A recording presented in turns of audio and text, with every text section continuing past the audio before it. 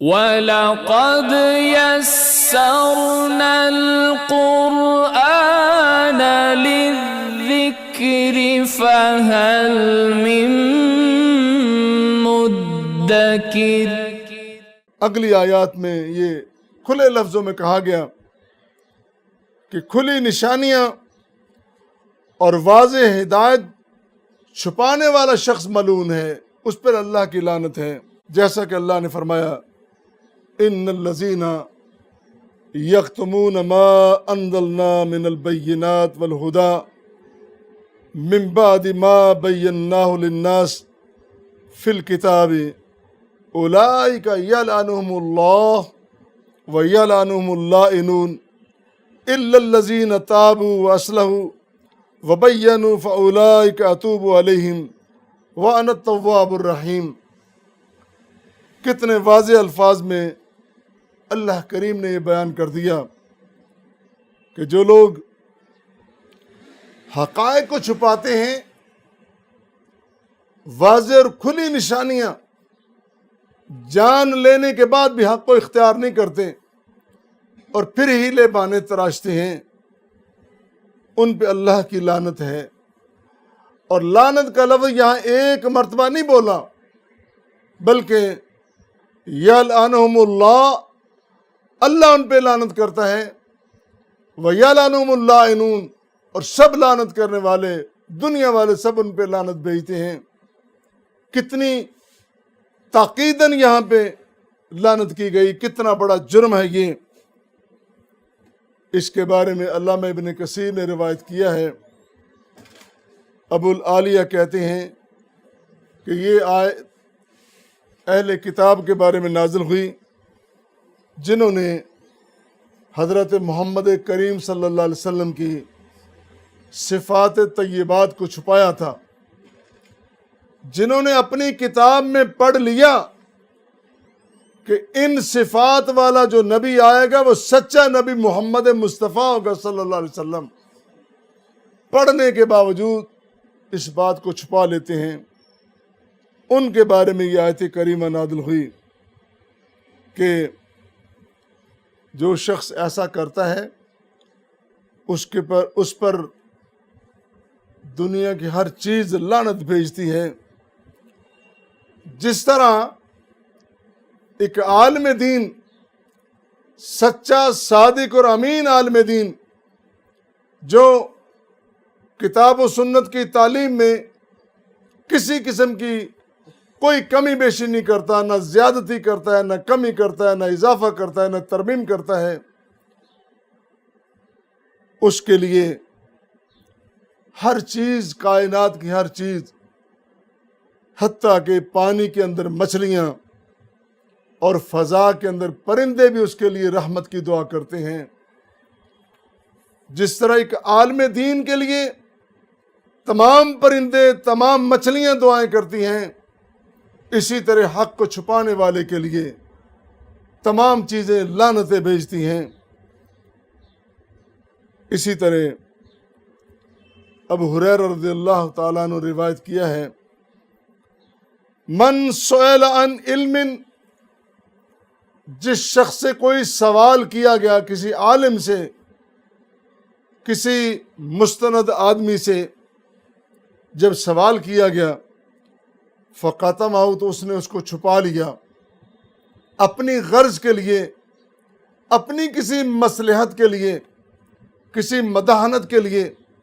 اس کو چھپا لیا،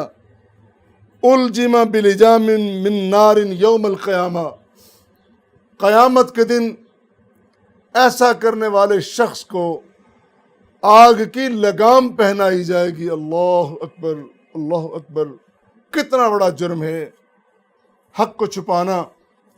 کتنا بڑا جرم ہے قرآن کی آیات کے ہوتے ہوئے اپنی رائے کا اظہار کرنا، حدیث مصطفیٰ کے مقابلے میں اور چیزیں لے کے آنا، کتنی عجیب قسم کی توجیحات ہیں۔ اسی طرح صحیح بخاری کی روایت ہے، حضرت ابو ہریرہ رضی اللہ تعالیٰ عنہ بیان کرتے ہیں، اگر یہ دو آیات جو میں نے ابھی پڑھی ہیں حضرت ابو ہریرہ کہتے ہیں اگر یہ 2 آیات نازل نہ ہوتی تو میں کبھی حق کو بیان نہ کرتا۔ کسی کے پاس اگر کوئی معلومات ہوتی ہیں تو وہ چاہتا ہے کہ یہ نکات، یہ معلومات میرے پاس رہیں، لیکن عالم کی یہ ذمہ داری ہے کہ وہ اپنے پاس نہ رکھے بلکہ علم کو عام کرے، ان شمعوں کو جلاتا چلا جائے، اس روشنی کو پھیلاتا چلا جائے، اور کہیں بخیلی اور کنجوسی سے کام نہ لے۔ یہ عالم کی ذمہ داری ہے۔ اور اسی طرح کہ عالم کے لیے دعائیں ہیں اور خیانت کرنے والے کے لیے بد دعائیں ہیں۔ ابو داؤد کی ایک روایت ہے، علامہ ابن کثیر نے بھی اس کو نقل کیا ہے، ان العالم لیستغفر له من فی السماوات والارض، بے شک بلا شبہ جو عالم دین ہے اس کے لیے آسمان و زمین کے درمیان ہر چیز استغفار کرتی ہے۔ پرندے اڑنے والے، ان کے درمیان اندازہ کر لیں کیا کچھ ہے، درخت ہیں، ہوائیں ہیں، فضائیں ہیں، سب عالم دین کے لیے استغفار کرتی ہیں۔ اللہ جس بندے نے اپنی زندگی کو تیرے لیے وقف کر دیا ہے، جس نے اپنی آسائش، اپنا آرام سب کچھ چھوڑ کے تیرے دین کا پیغام دینے کا جس شخص نے کام کیا ہے اور کام کا آغاز کر دیا، اپنا لیا ہے، اللہ اس کو معاف فرما دے، اس کی غلطیاں دور فرما دے۔ غلطیاں کرتے ہیں، علماء بھی کرتے ہیں، لیکن علماء کے ساتھ اللہ کا پیار دیکھیں۔ اللہ نے اتنا پیار کیا ہے کہ اپنے علماء بندے، اپنا کام کرنے والے بندوں کے لیے استغفار کے لیے ساری مخلوق کو لگا دیا ہے۔ اے میری مخلوقات، میرے اس بندے کے لیے دعائیں کرو، چونکہ یہ بہت بڑا کام کر رہا ہے۔ پھر فرمایا آسمان و زمین کے درمیان اور والحیتان فی جوف الماء، پانی کے اندر جتنی مچھلیاں ہیں وہ ساری کی ساری عالم دین کے لیے دعائیں کر رہی ہیں۔ جس طرح عالم کے لیے، حق بیان کرنے والے کے لیے زمین و آسمان اور سمندر کے اندر، سمندروں کے اندر، پانیوں کے اندر تمام مخلوقات دعائیں اور استغفار کرتی ہیں، اس لیے حق نہ بیان کرنے والے کے لیے، حق کو چھپانے کے لیے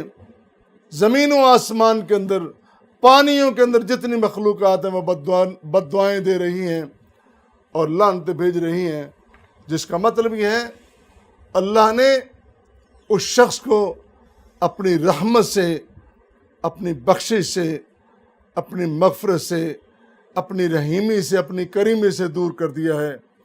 اللہ ہمیں وہ کردار عطا فرمائے، نصیب فرمائے جو حق بیان کرنے والا ہے، اور ایسے کردار سے، ہر کردار سے ہمیں محفوظ رکھے جو ڈنڈی مارنے والا کردار ہے۔ اللہ ہم سب کو کتاب و سنت کی صحیح معنوں میں سمجھ، فکر اور عمل کی توفیق عطا فرمائے۔ وآخر دعوانا ان الحمد للہ رب العالمین۔